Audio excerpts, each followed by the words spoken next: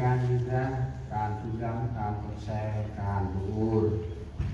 มีการชาวเมืองกันแล้วหมดจันดูคุณเจอมาคนนี้มองดูในปลาแล้วหมดมากันยิ้มเป็นมับใส่คนนี้กันนะเป็นนางอายละเป็นตำแหน่งนะเขาก็นำรูเองต้องไทยเปล่าปลาอย่างบัดโมแหเกี่ยวกับปรำไทยจิลักไทยเปล่าเอาเกี่ยวกับแพทย์จิตเวชนาในให้ต้องการการคิดบุษบรำแหthì tầm lẽ nào hay cũng ngao cao sai từ đi chiên ấp đi nào kia gan là tất sai thì em là bằng em kia nào tất kia nào chiên kia nào xoát thì quan ra một cho là theo thì cần cần được cung trên bằng lý thì là quan giống luôn ấy thì tức là quan mà tầm ta đặt xa là quan là cối on nô cối qua đường can thì là kia thì chú không đặt xa thì cướp tiền bút xóm tầm cột riêng tận ấy như là nào kia ta tầm lạc xa nữa mỗi lại anh mà cướp nào chức riêng là ngôi trong nô chức riêng là ngôi cùng gương can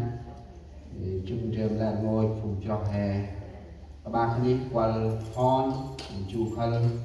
ba cái đi kia chập đưa lạc lên thì tầm cao rồi lên cướp ma chỉ là qua hoặc không ngân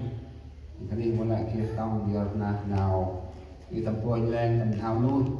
thì chụp sáng đầu này khai lên yến thì cần prime đặt cụ trên bé ngôi vùng cưng can là ngôi vùng cho hè các cái bút xăm ăn đông mà hết thì đặt bàn thì giờ là tầm đặt xa hết đó thì thu ra những này chỉ là lệ thích thì một cái thu ra tầm nào năng nào có thì thu ra như đọc ngâm thì bạn mà thành khơi thầy trẻ ở khu smart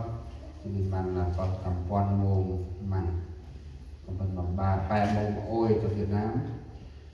cho nên cho nó tôi là ngoài là về là ba tập thì tập về cả na để đấy thì tập ôi là ba đông thì khép đông chú hay cụ ra đông chỉ là chú hay mà tập là đấy thì phải là chất là nào tầm là xa đó một là mình đông chỉ tu na tu có phải đấy và đây mình khách chỉ là hộp u tàu ga khách đây chỉ u đóng nhiều mà tầm pha chè vô thì mặn u iris vì chè vô mặn u nam đó thì là mặt đi du sam năm đấy thì ở cái ban đi ban mà cho cái chân là cho cái gì cũng chưa đâu cả thì nhưng mà đây nhưng mà ăn cơm mà tầm tự nhiên là nào tất cả này dari dahulu jer thì bạn vừa ăn hàng cái bữa sáng nào đấy là mà chúng ta đông từ coi cả bữa sáng đặc xa hết u tây là ngày phật sẽ tái tầm lờ về sinh về về sinh pram thì làm ai bằng vợ sinh thì anh trên làm bằng cùng đó thì này mà ông còn chúng nó thì nào xếp nó kia mà cái này ông thì xếp nó ta đây ông bằng tạm đi là làm láo và cực dài thì chúng ta ông có tay thì hành xếp đi rồi là khu ra không cái hỗ chỉ được lạc xả thì kia mày xay cái này anh thật bằng mỗi xếp ấu thì chúng ta khép khu ra ta ngoài một xếp đồng thì ta về một xếp đồng thì sang bay anh thì kia mà xay còn bằng giải thích thì riêng mà ta đây nó đưa ra như này nhau chỉ được xì luôn cho đúng thì ta tay về bàn nà đây lại làm chỉ cái con đi sao nhau cái đi ta cái đi na con na đi sau na lẹ ngồi chỉ đi cần bằng để u na đi sau con nó kịp mọc sạch đúng thì tăng cực ngay đi kịp năng cực đúng ôi nhân ngờ là cực tinh chỉ lẹ nào bực ngờ tình là tình cực nam với bài ta thì khách A cực B bài là một set mò han là cực A thì lạc ớt mà ít ngân thì ô tô là đi cái hôm bây à hôm bằng ru anh tinh ăn cái này cực ngon quá thì cực bài lạc ru trong mà cực ít nhất mai đi và ít chua ra thì mà ngon là không tu na để tức đâu chỉ là bằng sâu xa được là bằng chi ra nhé là bằng lối chi khâu chỉ bằng tức sâu xa đâu một chỗ để Việt Nam cái này là ấp ra chụp sài ngăn đông là chỉ Việt Nam thì ta bằng tốt tại chừng nào kia tầm nạp xa nữa để nào ăn mà để ấp ngăn nhít gói đông hàng một cái đông nào ấy là ý chạy xe thì ta tải ta nào thành anh mình cả đủ hết thì bằng cụ này hay tầm tiền có thì tụi con nên tạm tắt là cụ học về trên một cái đông này ai can việc trào thế mà xem ai đều bằng tờ ra để cụ cướp thì cướp cái mà kia nó tắt đi cái một cái chơi đấy một cái đông hành là cả cả một gum không được sùng xa leo xa chết ta phải làm mù cá mù chi co không mất về ở đây thì tôi chả mà ai cần chơi được thì đây nó thì đầu tân thì thành sọc ri là tôi phải chơi thành bằng cụ này là ai chụp bắt là về sự chân cho bọn thành độc cụ chi thì lọt lợn thả đâu cả cái buổi sớm tầm khai ai hè mua đâu tầm khai bắt hè mua ngàn đồng thì lão ai mặc quanh đó thì coi đâu hè ra quanh nào ra ngoài chi nào rú sức nào ra ngoài tầm rú sức nào ra ngoài nào tầm ba một ghe trào tham tất chút mà ngoài nào ai hay sao khi mà quanh ra chỉ tay rìa cứ tên rắc tâm rú sức nào ra ngoài họ thơm chứ ta lơ chỉ chế năng ai khá ní ông lòng nô hè nào ra ngoài nào ra ên hè quanh rìa tầm tóc thì hay là nào ra ngoài hè làng o một làng hè kia tạo hè thì theo hơi chỉ nó mà mù tí ô nào đặt ở đây cứ về ăn thì mà hè tầm là ghê mà ô xin lại tại tim lại ăn thì rồi vừa làng hè bài năm vừa ra thì hè đã quên từ lâu đã ra chấm thì về thấy mù đi chỉ ghê gì và hiện quanh ốc smart nhưng mà còn sao cái gì nào ngoài dân trong ban đông ngoài mi trong ban đông hay nòng hè đông ngược làng tầm từ nào từ năm à cực chân ra cái chơi hôm mà phùng tôm bàn nghi rang đu simirna ôi ai chỉ nào người nầm lo lên chỉ đi nầm lệ tút nầm khét chít chỉ đi từ cái tai cực kít nào đi đi chỉ nào o ai mày nắp ta lại mày trong quăng rồi đấy chỉ đi mà nào phùng mưa cho nó bọt bước mà phùng tới lại chim phùng dù đà nên là màu tiểu giờ là khẩn bằng chiến phùng ní Brastan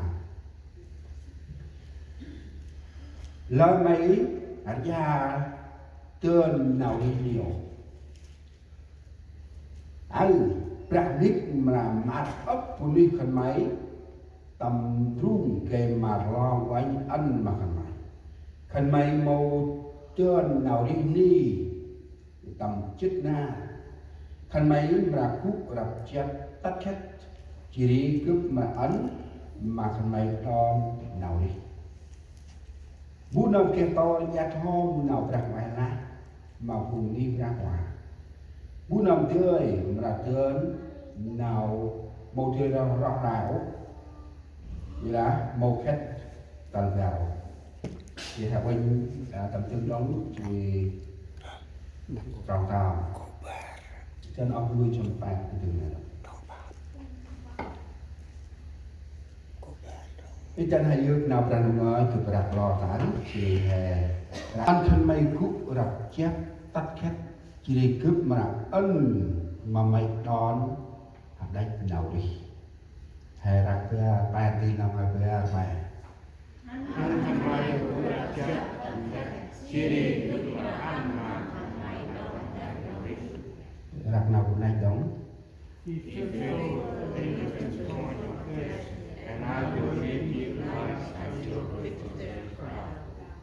đặt nào dân đồng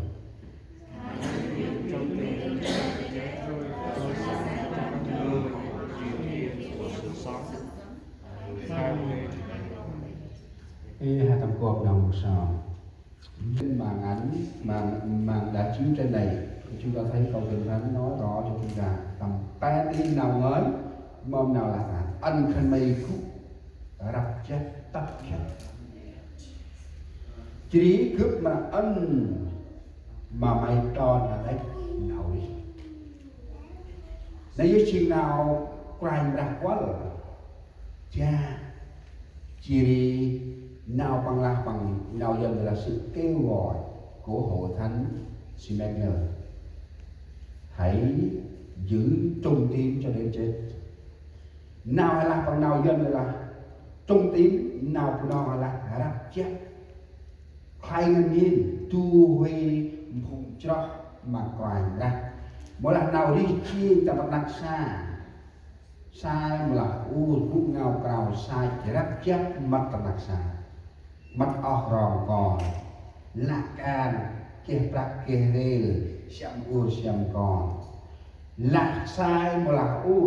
cúc tập đặc xa vất vững là bằng cưa chà đào lói chỉ đi ai miếng một là ai công ty một là ai cầm huân một là mất được hay chánแต่là tu huy nằm nấy mồi ô đó nào đọc chặt mà bự nào đi chiên bằng kia giờ trong là đang xa bằng đống mà là hậu chia ngân một cái hậu phụ lạc này phụ nó là cơ nó mà hầm bự là phụ nó là đồng là hai một cơ nó này một hầm ôn bự ốc cơ mốc tình bọc cơ đu Yuri nul ao dân là hai chiang can ô con mốc một lại bớt một lại cùng ít một lại cùng bé một lại tu một lại là bằng mặt ngò là ô con mốc tình bốc cả thu nul lại là hai Yuri sao chặt tóc chặt ngò mày này sao nào can nào trước này bạc làm tại chứ đâu là Yuri mâm nul lại dân cho phụ nữ là dù là gì hay là dù là dân dù phụ o mà bự nào ý là chắc tầm thu huê này bằng mà kia mà được bằng bự nào ý kia nơ mà chắc này mà được bằng rong nửa đấy mà kia mà bằng giờ lúc ý nào rạp chắc bước nào đi chi thu huê này đây chính là đi chi bằng ngoài sạch vì tâm huyên trong gàn đồng có anh bác in quan lẽ ngôi vùng vinh nào bằng đa Chúa kêu gọi tất cả chúng ta ngày hôm nay thái giữ trung tín không những một ngày không những một tháng không những một năm nhưng cả đời chúng ta sống trên đất này nào phải ra quá lẽ nào bằng đa hè đập chắc một con ông thù na một con ông thù măng một con ông thu khai một con ông thu năm nào là tu buông nào hè như thế nào bằng là hè cũng đặt chấm tất cả trung tín trung thành với đấng mà mình thờ vợ chồng với nhau rất nhiều người đã sống trung thành trung tín với nhau đến cuối đời. Vì nào ra nữa ông nào hay đi ra rắp chết một con ông đi đặt u đặt con hè thường ô đặt lại là ít mà huyên hè đông cũng rắp chết tầm quanh ra vì phuốc nào hèn đi ôi rắp chết tầm não lòng quanh tôi một ngày cũng rắp chết này một đây ôn nào kìa một đại ôn nào tật một đại ôn nào sai tôi khả năng may chỉ cướp tình chúa hay nào đọc chép này một đại ôn nào kia phải trao hè và ma và nặng phải coi hè nào ít cúp ở mọc ít cúp ở cướp ít cúp ở clack em đông thủ tư em đông nào sai em đông nào kia em đông nào tật ti đông nào mỏng cứ mỗi phù là cứ mỗi tầm là cứ mỗi tầm